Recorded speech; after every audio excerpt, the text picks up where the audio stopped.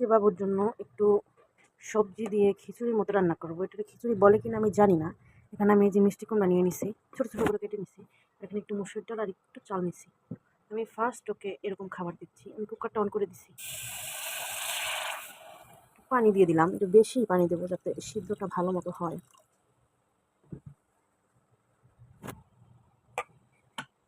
একদম easy recipe.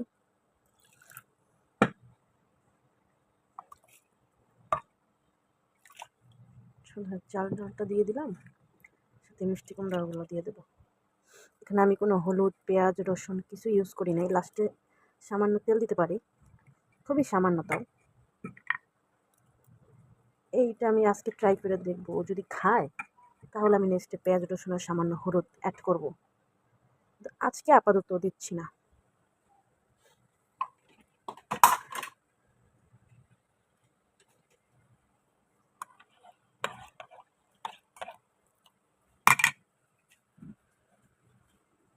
তেল দিব সামান্য।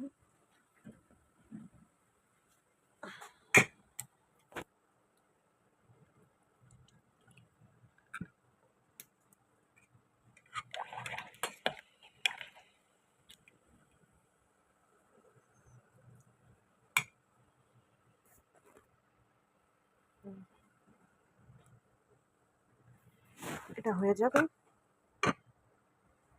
বলক উঠেও গেছে।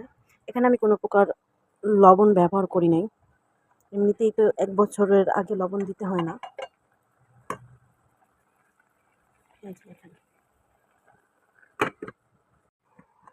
দেখি আমাদের অবস্থা কি রান্নার।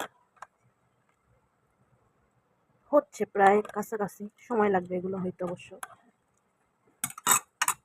হওয়ার পর আমি তো ম্যাশ করে দেবো, যেহেতু আমার বাচ্চার বয়স 6 মাস হয়ে গেছে। 7 মাসে পড়ছে, ও ম্যাশ ছাড়া খাবার দাবার খাইতে পারে না। যেই টেক্সচার হয়ে গেছে, অনেক পানি দেওয়ার পরে এরকম ঘন হয়ে যাওয়ার পর আমি এই ঘুটনি দিয়ে গোটা দিয়ে নিছি।